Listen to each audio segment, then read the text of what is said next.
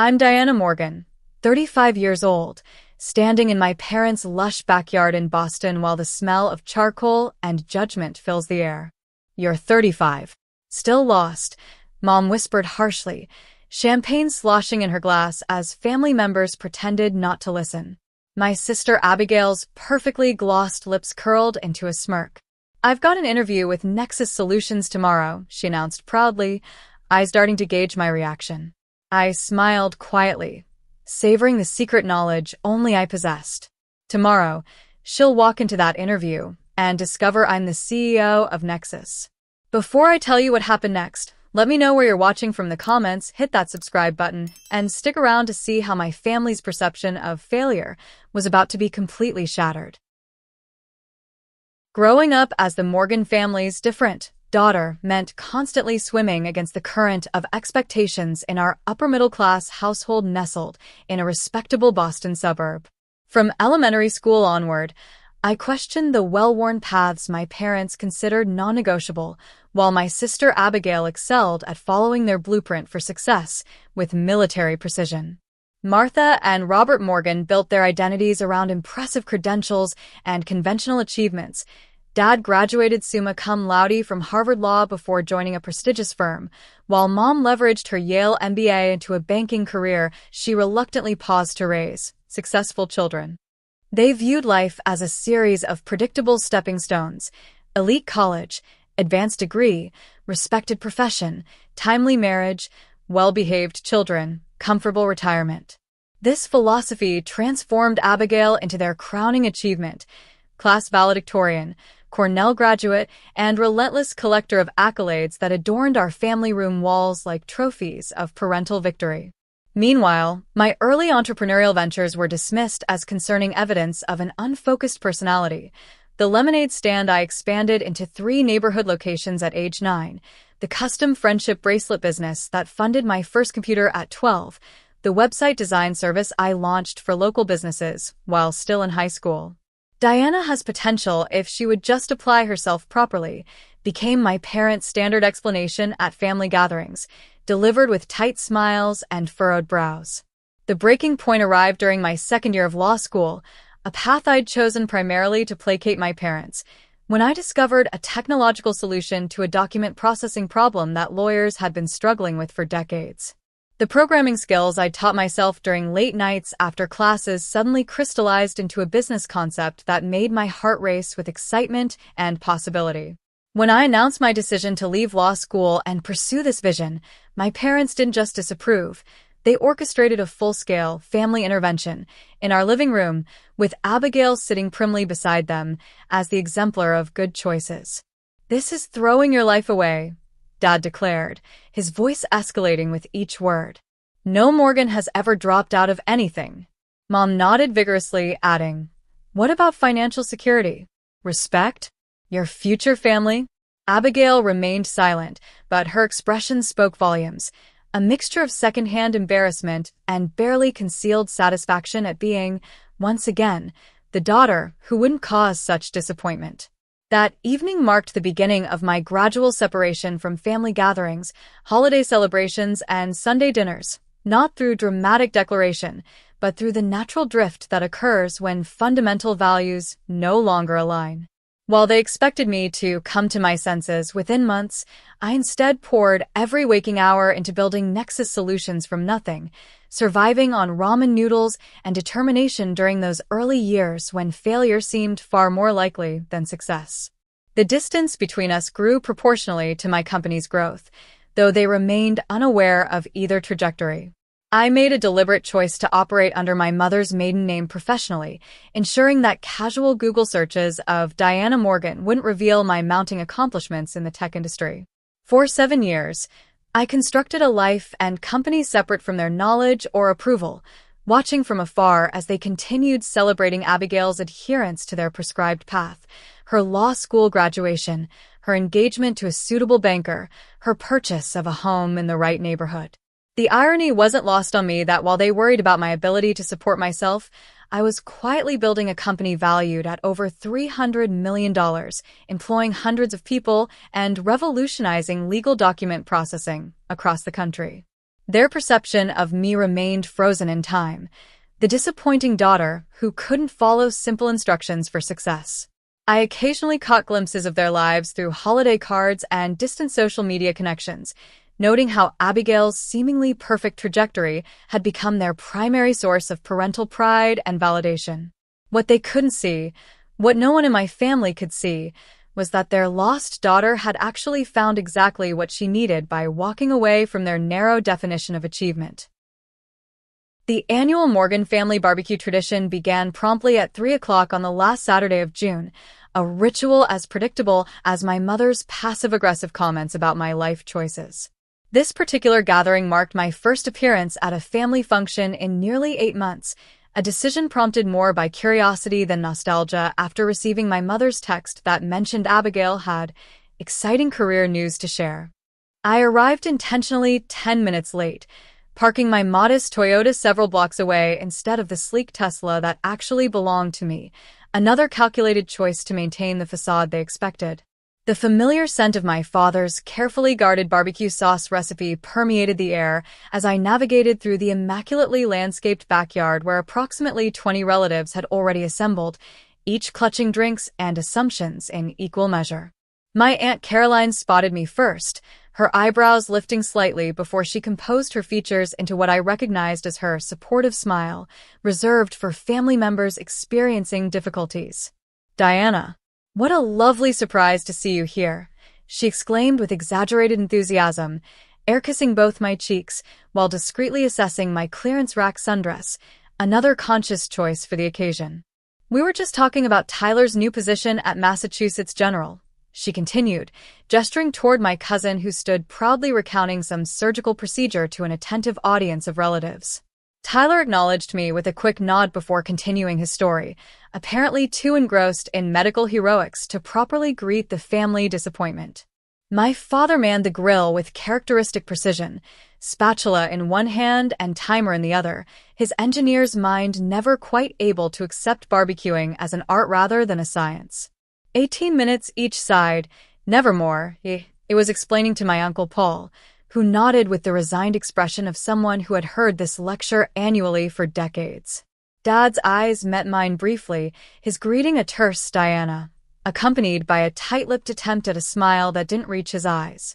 Mom emerged from the kitchen balancing a tray of her signature deviled eggs, her face momentarily registering surprise at my presence before quickly rearranging itself into hostess mode.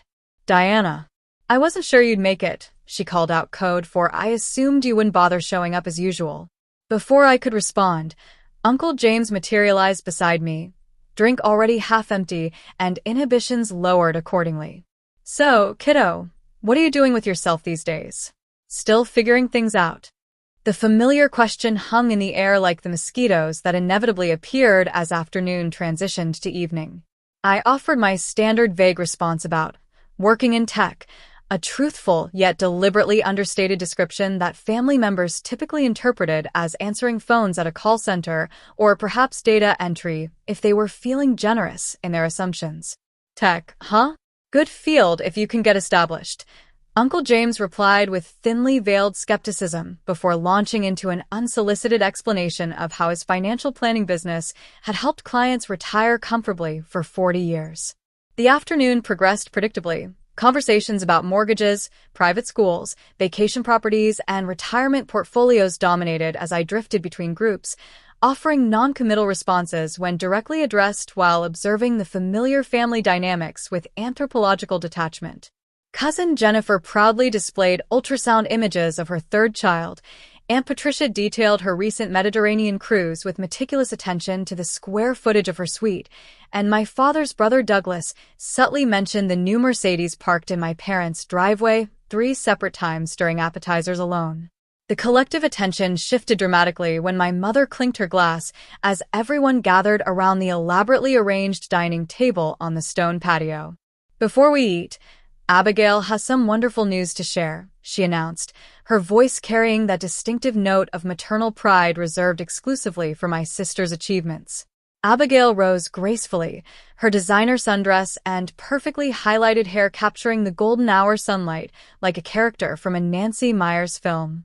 I'm thrilled to announce that after months of networking and preparation, I've secured an interview with Nexus Solutions, she proclaimed, pausing dramatically to allow appropriate gasps and murmurs. It's an executive position in their legal department, and according to my contact there, they're very impressed with my background.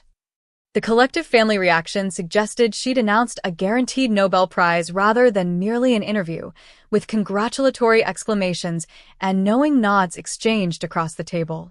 Nexus is absolutely disrupting the entire legal technology sector, my father announced authoritatively, despite having never mentioned the company in my presence before. Their valuation jumped 80% last year alone. My mother beamed while squeezing Abigail's shoulder affectionately, adding, "They only interview the very top candidates. Less than 2% of applicants even get a call back." The irony of hearing my own company's statistics quoted back to me nearly caused an involuntary laugh to escape, which I quickly disguised as a cough.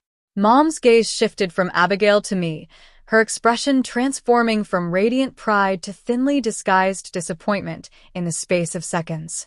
"Why can't you be focused like your sister, Diana? At 35, you should have found her path by now."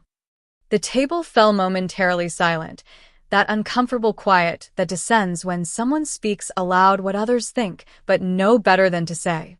Abigail filled the awkward pause with practiced diplomacy. "I'm sure Diana is doing fine in her own way," delivering the statement with such condescension that it sounded more insulting than silence would have been. This opened the floodgates for a family-wide assessment of my perceived shortcomings, thinly veiled as concern. Aunt Patricia wondered aloud if I'd considered administrative work at a stable company with good benefits.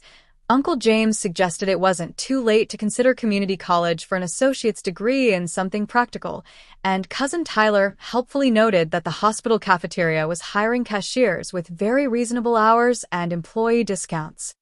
Throughout this public dissection of my apparent failures, I maintained a slight smile, allowing their assumptions to wash over me while mentally reviewing the quarterly projections meeting I'd be leading Monday morning for a company none of them realized I had built from nothing. As the conversation eventually drifted to other topics and family members dispersed into smaller conversational clusters, I made the quiet decision that tomorrow, after Abigail's interview, would finally be the day when perceptions and reality collided. The distance between my family's perception and my reality began the day I walked out of law school carrying nothing but a backpack containing an old laptop and a notebook filled with algorithm sketches. My one-bedroom apartment in Somerville became Nexus Solutions' first headquarters, with a second-hand desk wedged between my bed and the sole window that provided natural light from a narrow air shaft. Those early months tested every ounce of conviction I possessed, especially when the first round of potential investors dismissed my business plan with barely concealed patronizing smiles.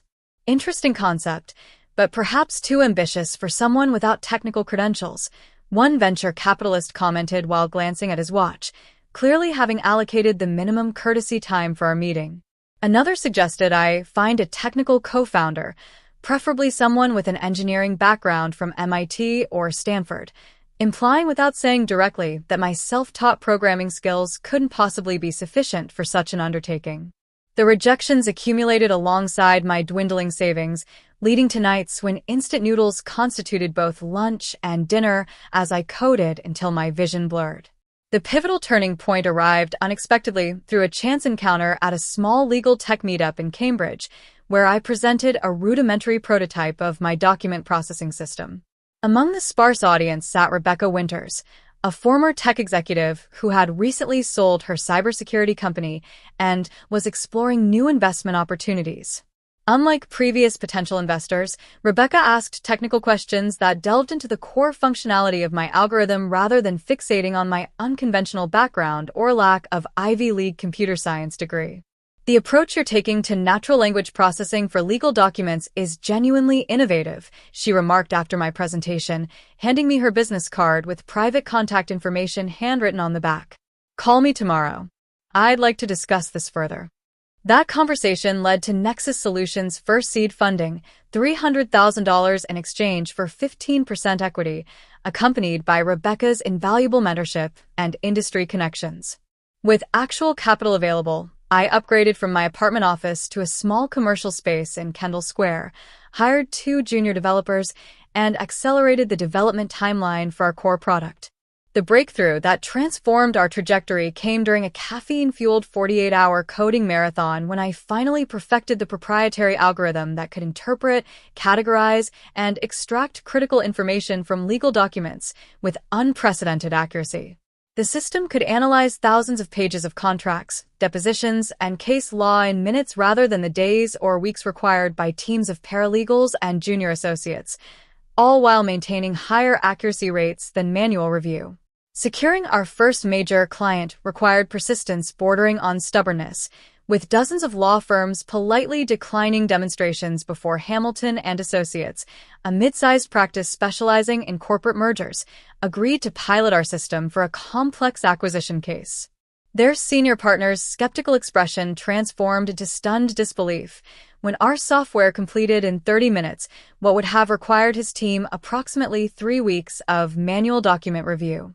"This changes everything about how we approach due diligence," he admitted, immediately authorizing a full subscription to our platform and subsequently becoming our most vocal advocate within legal circles.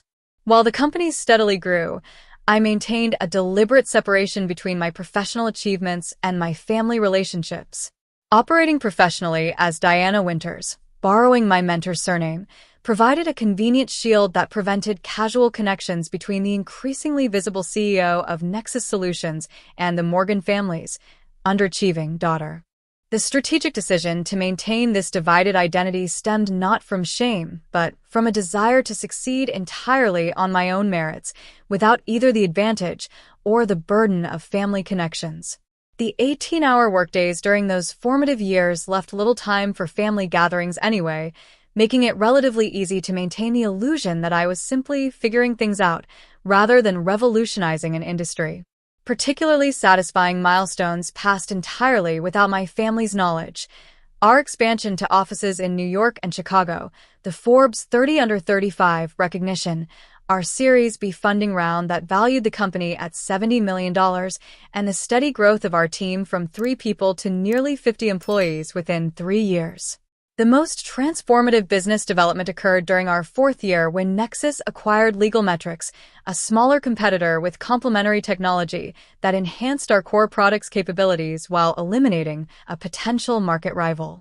This strategic acquisition raised our profile considerably within the industry, generating attention from major law firms, corporate legal departments, and government agencies seeking to modernize their document management systems. By our 5th anniversary, Nexus Solutions employed over 200 people across 4 offices nationwide, with an impressive client roster including 7 of the 10 largest law firms in the country, dozens of Fortune 500 corporate legal departments, and several federal agencies operating under non-disclosure agreements. Throughout this period of extraordinary professional growth, my family continued their pattern of occasional concerned messages wondering when I would get serious about my future, entirely unaware that I now led executive meetings in boardrooms with panoramic views of Boston Harbor, made decisions affecting hundreds of employees' livelihoods, and regularly declined speaking engagements at prestigious universities due to scheduling constraints. The company's continued expansion necessitated moving our headquarters to a modern glass and steel building in downtown Boston, where my corner office afforded views of the very neighborhood where my parents lived, blissfully unaware that their supposedly directionless daughter operated a thriving enterprise just miles from their doorstep. By our 7th year, Nexus Solutions had grown to over 300 employees with a valuation exceeding $300 million, with my ownership stake now representing more wealth than the combined lifetime earnings of everyone at my family's annual barbecue. The company's reputation for innovation and excellence had become firmly established within the legal technology sector, with industry publications regularly featuring our case studies and client success stories. Multiple acquisition offers from larger tech companies arrived with increasing frequency and escalating valuations, all of which I politely declined, preferring to maintain control of the company's direction and culture rather than cashing out prematurely. Through all this growth and success, I maintained the boundary between my professional achievements and my family's awareness, Not from fear of their reaction, but from a gradually developing realization that their validation had become irrelevant to my sense of accomplishment or personal worth.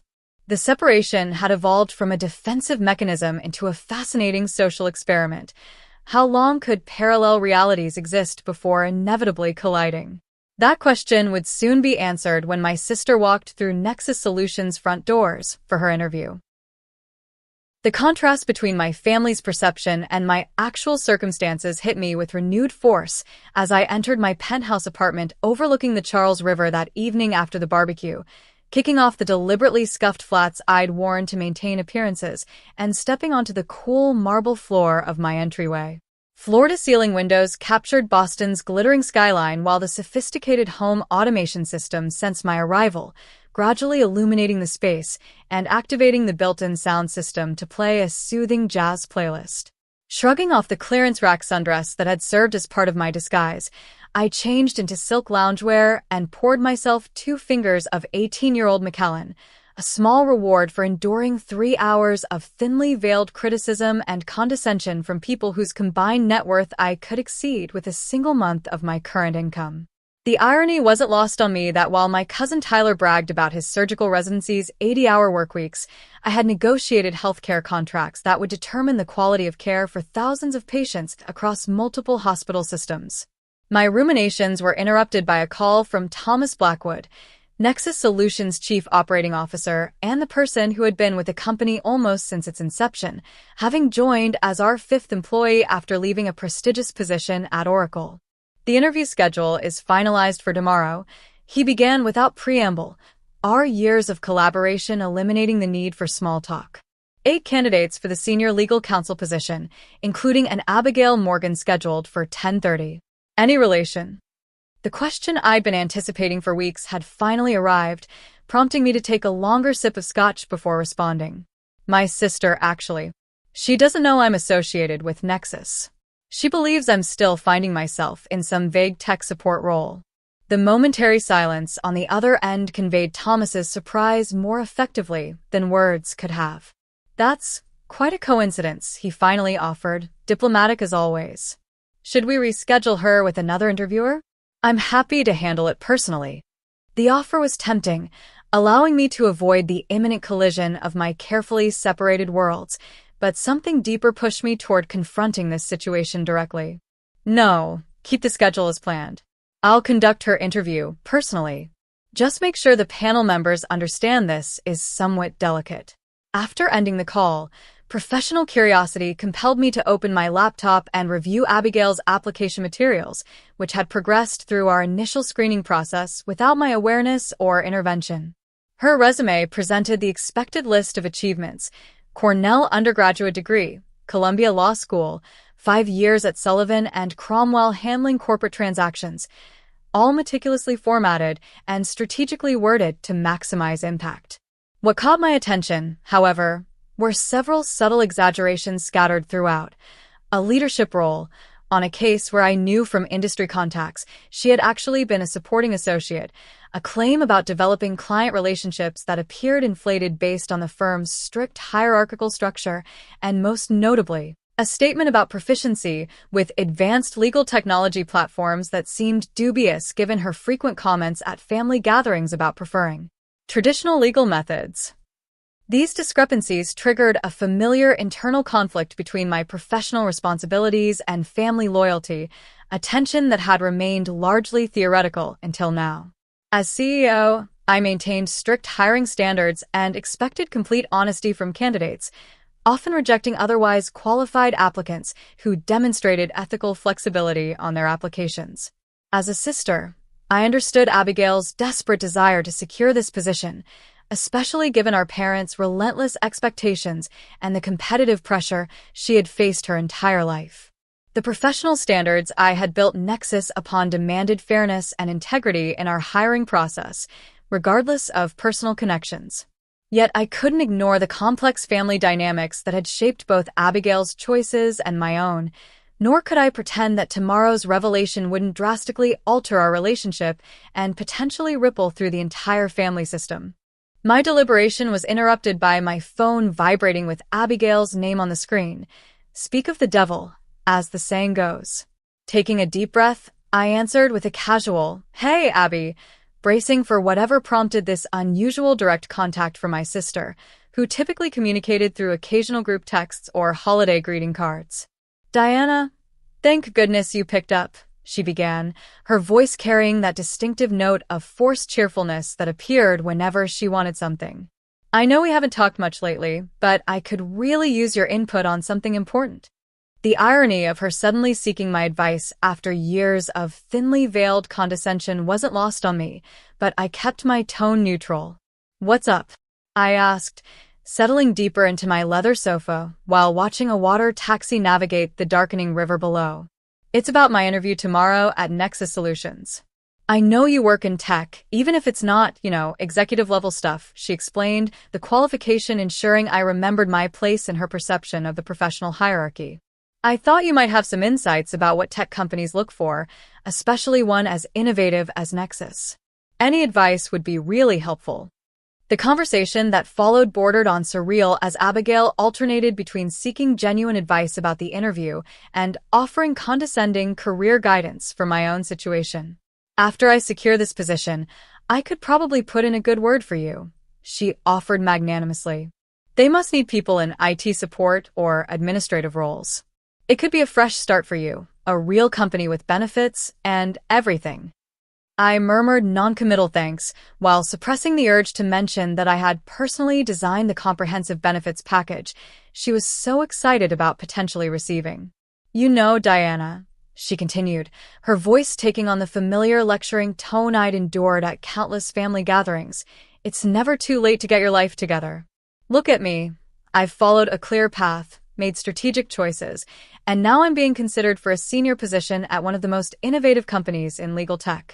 You could turn things around too with some structure and focus." The temptation to reveal everything in that moment was nearly overwhelming, but I recognized it as an impulse driven more by petty satisfaction than constructive purpose. Instead, I offered genuinely useful interview advice stripped of any hints about my actual role.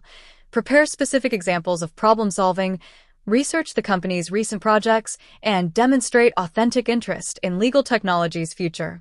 After ending the call with Abigail, I spent much of the night weighing various approaches to tomorrow's inevitable confrontation, considering outcomes ranging from vindictive revelation, immediately disqualifying her for the misleading resume, to quiet intervention, recusing myself and ensuring she got the position regardless of qualifications.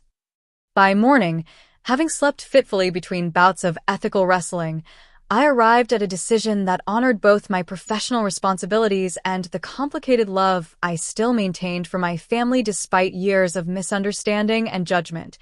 I would handle the situation with complete transparency and integrity, allowing Abigail to be evaluated on her actual merits while no longer hiding my own achievements or enabling family fiction. The morning brought uncharacteristic butterflies to my stomach as I dressed in my standard work attire, a tailored charcoal suit, ivory silk blouse, and the subtle diamond studs that had been my first significant purchase after Nexus secured its series of funding. My driver, Michael, sensed my unusual tension during our morning commute. "Everything all right, Ms. Winters?" he inquired, using my professional surname with the practiced discretion that characterized our 5-year working relationship. "Family matters intersecting with work today," I replied vaguely, watching Boston's morning bustle through tinted windows. "Could be complicated." Michael nodded sagely in the rearview mirror. "Those are always the trickiest situations. Best of luck sorting it out." If only he knew the full magnitude of what sorting it out would entail. I arrived at Nexus headquarters 30 minutes earlier than usual, the gleaming 32-story building's facade reflecting the morning sunlight across the harbor.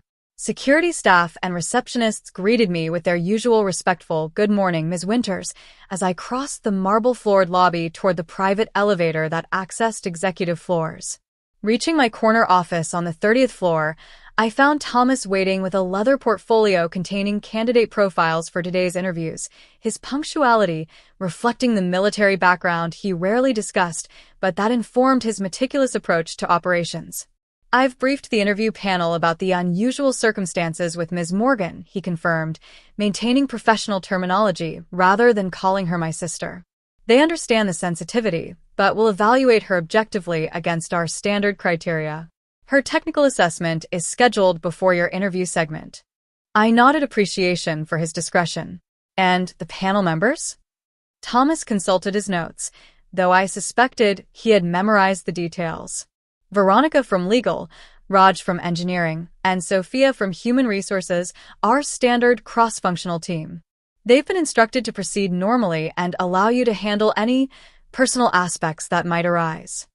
The morning progressed with practiced efficiency as we conducted 3 interviews before Abigail's scheduled appearance, each candidate bringing impressive credentials and thoughtful responses to our standard questioning protocol. During a brief break, I received a text notification that Abigail had checked in with reception downstairs, triggering a fresh wave of anticipation. Through the glass wall of our conference room, I watched the elevator doors open precisely at 10:25, revealing my sister stepping confidently into the executive floor lobby, dressed in an aggressively formal navy suit that appeared slightly too structured for our company's more contemporary culture. The receptionist directed her to the waiting area with a gesture that unintentionally pointed in my direction, causing Abigail's gaze to sweep across the glass-walled conference room where I stood reviewing notes. Her eyes passed over me initially, then snapped back with comic double-take precision, her practiced interview smile faltering momentarily before reasserting itself with visible effort. The mixture of confusion and disbelief that transformed her features confirmed she hadn't simply failed to mention knowing about my role. She was genuinely encountering this information for the first time. I maintained neutral professionalism as I approached the reception area, extending my hand formally. Ms. Morgan, thank you for coming in today. I'm Diana Winters, CEO of Nexus Solutions. Please follow me to the conference room. Abigail's hand felt cold and limp in mine, her cognitive dissonance almost palpable as she struggled to reconcile the sister she had dismissed as directionless with the executive now controlling her professional fate. Diana? You work here? She finally managed, her voice barely above a whisper. You're with reception? The assumption that I must be in an administrative role despite my introduction spoke volumes about the depth of her perception. I founded Nexus Solutions 7 years ago and have served as Chief Executive Officer since its inception, I clarified matter-of-factly, leading her toward our conference room where 3 curious panel members awaited, clearly sensing unusual dynamics despite their professional composure. We'll be conducting your interview with our standard panel approach. Please take a seat. The 90 minutes that followed ranked among the most surreal professional experiences of my career, watching my typically poised and articulate sister struggle through standard interview questions while periodically darting bewildered glances in my direction. Her responses became increasingly disjointed as she attempted to reconcile her prepared interview strategy with the shocking reality of her audience. When Raj inquired about her experience with technology platforms similar to our core product, Abigail's claim to extensive familiarity crumbled under basic follow-up questions that revealed her fundamental misunderstanding of our system's functionality. Veronica's probing about complex legal scenarios yielded similarly superficial responses that might impress non-lawyers but failed to demonstrate the depth required for our senior counsel position. By the time we reached Sophia's behavioral questions about managing professional challenges, Abigail had visibly abandoned her rehearsed responses, instead answering with uncharacteristic authenticity about struggling with work-life balance and feeling perpetually inadequate despite outward achievements. After the panel members excused themselves, leaving us alone in the conference room with its panoramic harbor views, the carefully constructed facade between my family and professional identities finally dissolved completely. I don't understand, Abigail began, her voice unsteady. You're actually running this entire company? The same company featured in the Wall Street Journal last month? I nodded, allowing her the space to process this revelation at her own pace. Why didn't you ever tell any of us? Why would you let Mom and Dad think you were? She trailed off, apparently unable to verbalize the family's collective assumption about my circumstances. Failing? Struggling? Lost, I supplied calmly. because their definition of success never aligned with my vision, and at some point, I stopped needing their validation to measure my own worth. Abigail's expressions cycled rapidly through disbelief, anger, embarrassment, and finally settling into something resembling panic. So yesterday, when everyone was talking about how directionless you are and I announced my interview here, you already knew that I'd be conducting your interview? Yes. The implications of this sequence appeared to hit her with physical force, her shoulders slumping as color drained from her face. God, I even called to give you career advice. Offer to help you get an entry-level position. A hysterical edge crept into her voice. This is humiliating. Rather than responding immediately, I walked to the office kitchenette and returned with 2 glasses of water, placing one before my visibly distressed sister. Abigail, I didn't orchestrate this situation to embarrass you. You applied through normal channels, were screened by our HR team based on your qualifications, and progressed to interviews without any intervention from me. Taking the seat beside rather than across from her, I continued more gently. What troubles me isn't that you didn't know about my position. That was my choice to keep private. It's that your application contains several claims that don't align with the reality of your experience. The directness of this observation caused her to flinch slightly before her legal training reasserted itself. I may have emphasized certain aspects of my experience to highlight relevant skills. She began defensively before abruptly stopping herself. Something unexpected happened then. Abigail's carefully cultivated professional mask crumbled entirely as tears formed in her eyes. Do you have any idea what it's like? She asked quietly. Being the successful daughter that mom and dad parade around? The expectations never stop increasing. Cornell wasn't good enough. It should have been Harvard. Making law review wasn't enough. I should have been editor. Every achievement just raises the bar for the next impossible standard. This raw vulnerability from my perpetually composed sister caught me completely off guard. Each family gathering, I have to arrive with some new accomplishment, some evidence that their investment in me is paying off, she continued, wiping tears with uncharacteristic disregard for her makeup. When I heard about this position at Nexus, it seemed perfect, prestigious enough to satisfy them, challenging enough to actually engage me. I've been miserable at Sullivan and Cromwell for years, but quitting without something better wasn't an option.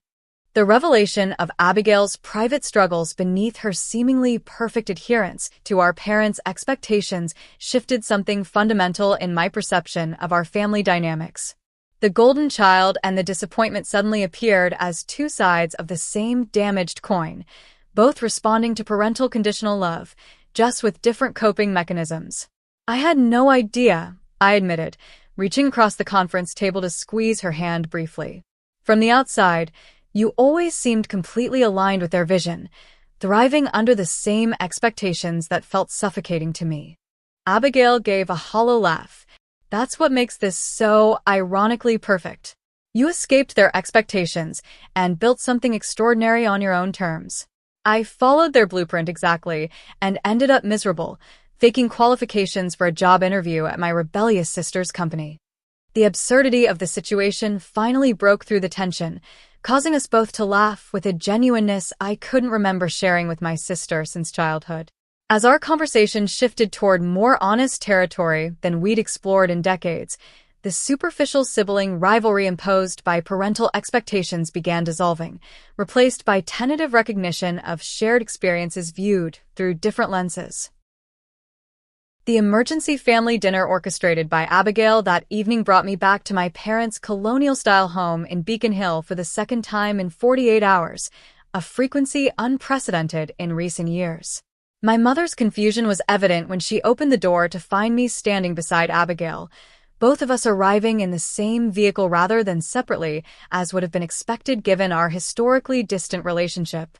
"Diana, I didn't realize you were joining us," she remarked with poorly disguised surprise, her gaze flicking between my business attire and Abigail's uncharacteristically subdued expression.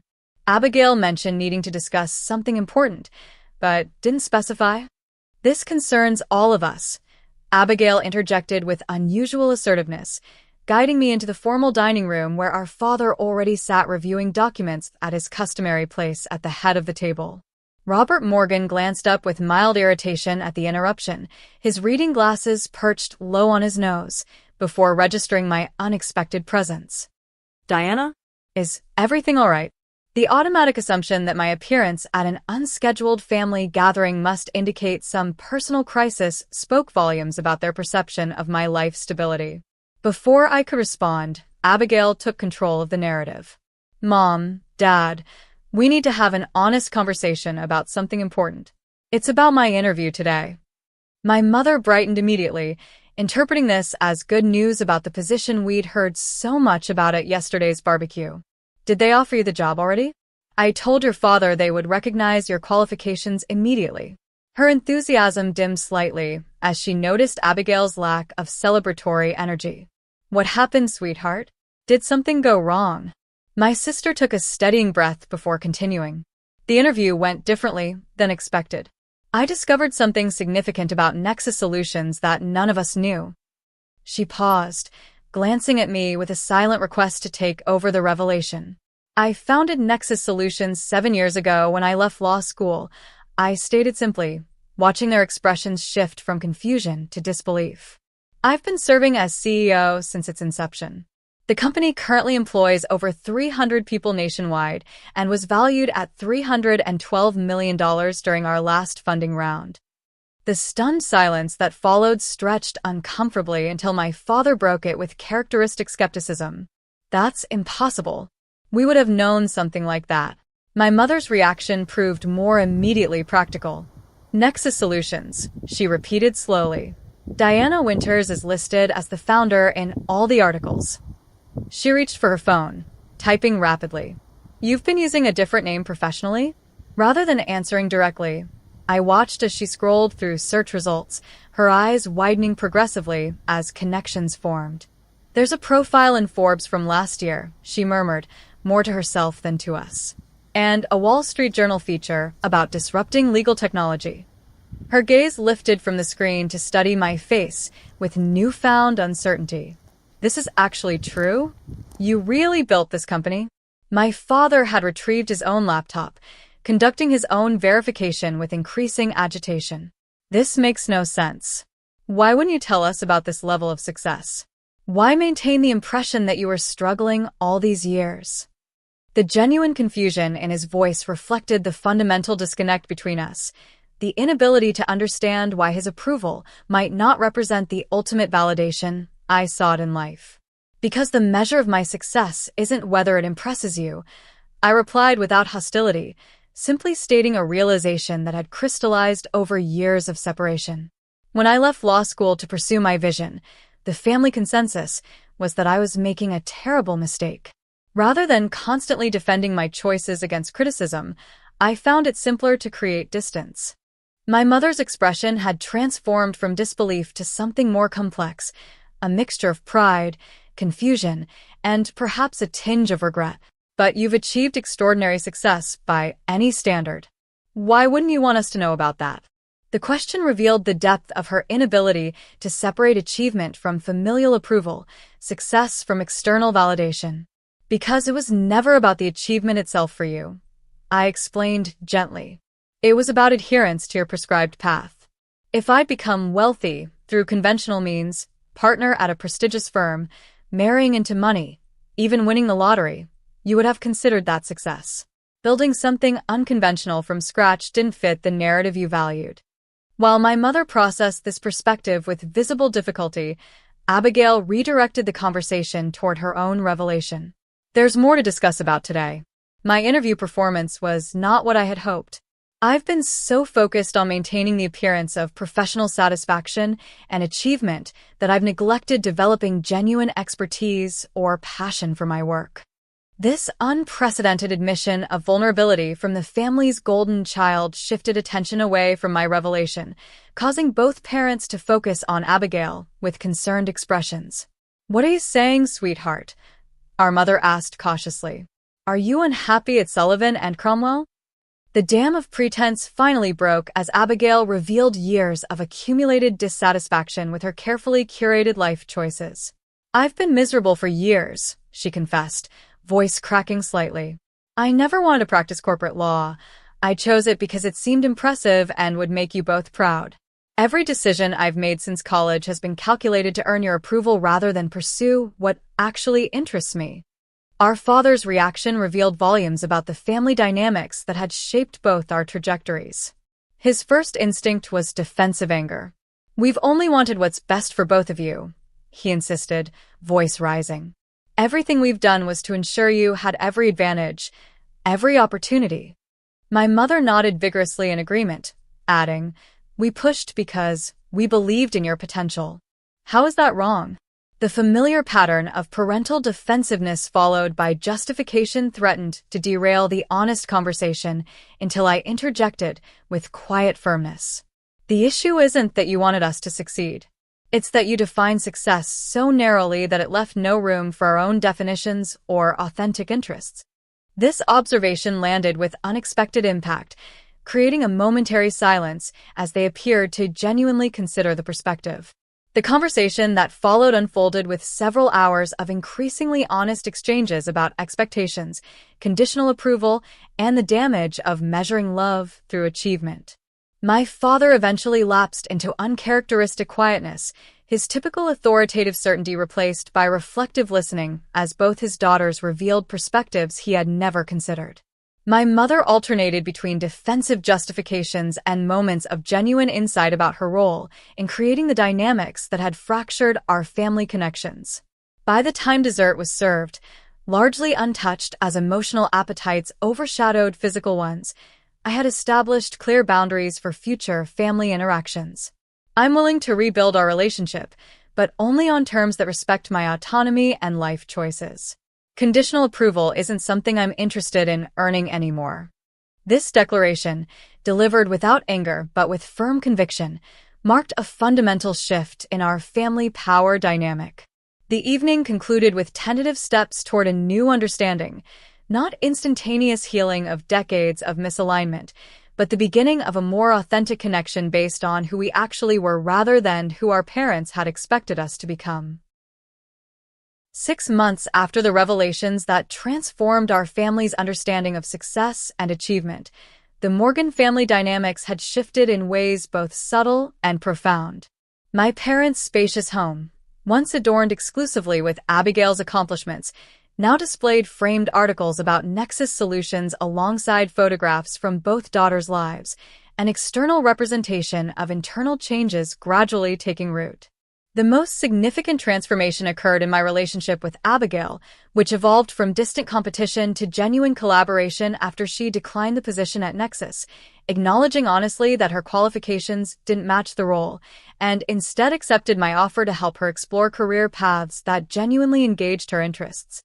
Our weekly coffee meetings became opportunities for authentic connection as she gradually uncovered a passion for educational technology that had been buried beneath years of parental expectations.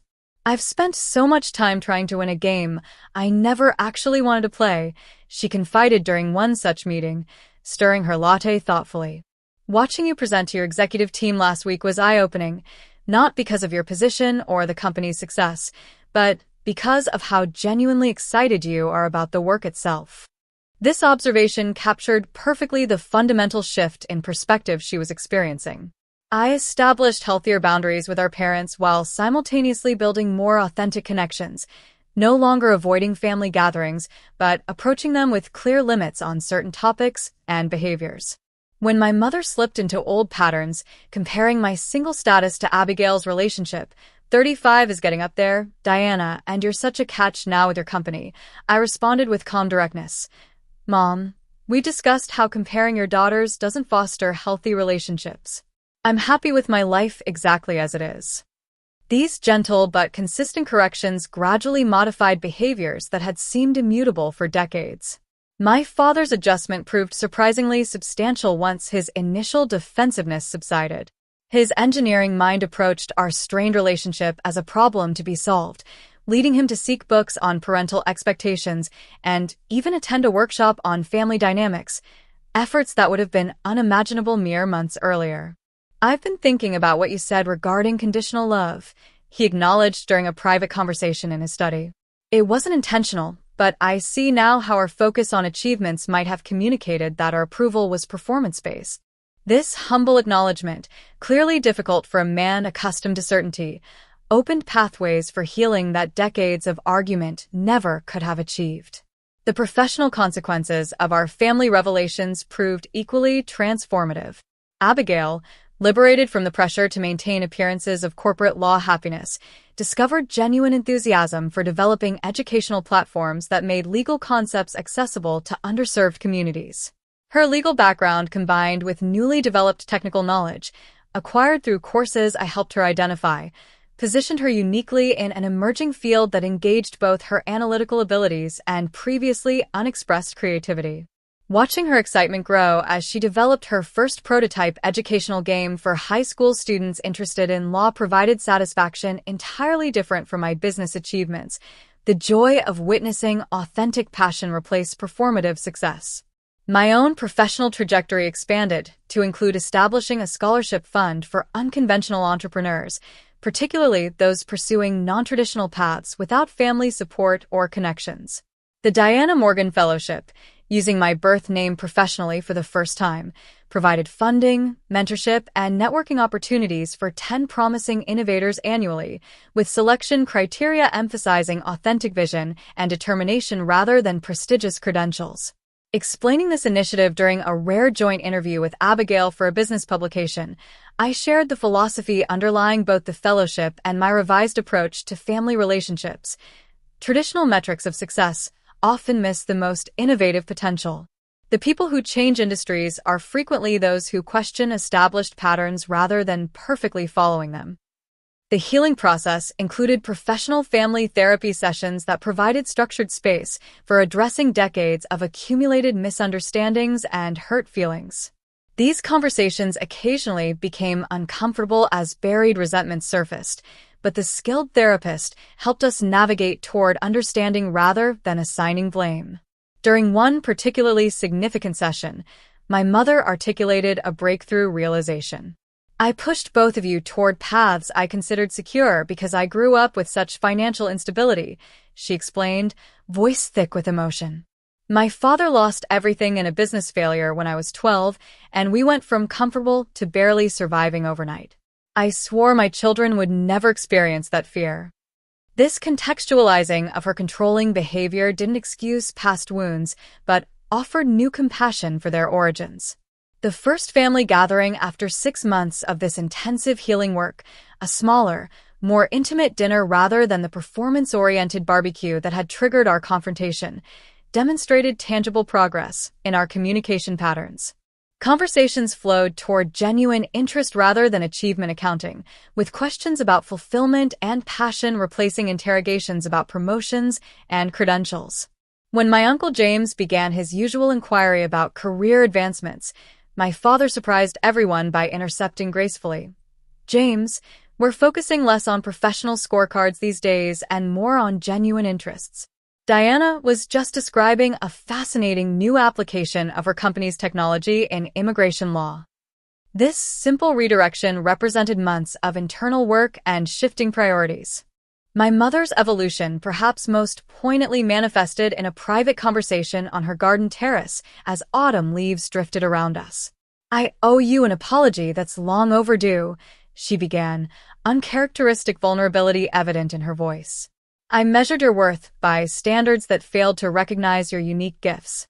What you've built isn't just impressive because it's successful by conventional metrics. It's extraordinary because it represents authentic vision and perseverance. I'm sorry it took me so long to see that. The genuine acknowledgement brought tears to my eyes as decades of seeking maternal validation dissolved into something more meaningful, mutual respect between adults who could now see each other clearly. By the following summer, when another family barbecue approached, the contrast with the previous year's event couldn't have been more pronounced. Rather than arriving with dread and emotional armor, I looked forward to genuine connections with relatives who now asked about my passion projects rather than relationship status or arbitrary achievements. Abigail and I arrived together, both successful by different measures, but more importantly, both pursuing paths aligned with our authentic interests rather than external expectations.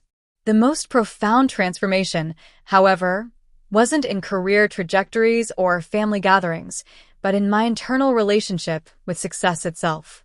The validation I had unconsciously sought even while rejecting my parents' definition of achievement gradually dissolved into something more sustainable, satisfaction derived from creation rather than recognition, from authentic expression rather than external metrics.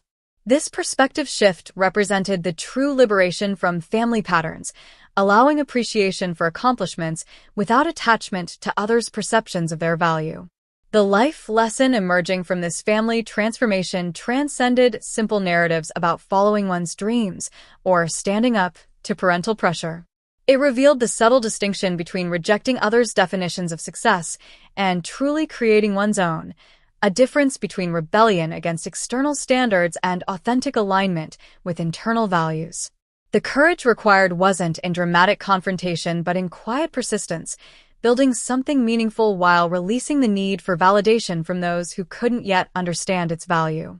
As I reflect on this journey from apparent failure to recognize success to something more meaningful than either label can capture, I realize the most important freedom isn't financial independence or professional autonomy, but liberation from seeking approval as a measure of worth. The peace I discovered came not from proving my parents wrong about my choices, but from reaching a place where their opinion, whether critical or approving, no longer defined my sense of accomplishment or fulfillment. Have you ever had to choose between family expectations and your authentic path? How did you navigate that challenging terrain? I'd love to hear your experiences in the comments below. Don't forget to subscribe if you found meaning in this story, and hit that like button to help others find these reflections on redefining success beyond external validation. Share with someone who might be struggling with similar family dynamics. Sometimes knowing we're not alone in these complex journeys is the most valuable gift we can receive. Thank you for joining me in this vulnerable sharing, and remember that true success isn't what others can see and applaud, but the alignment between your daily choices and your deepest values.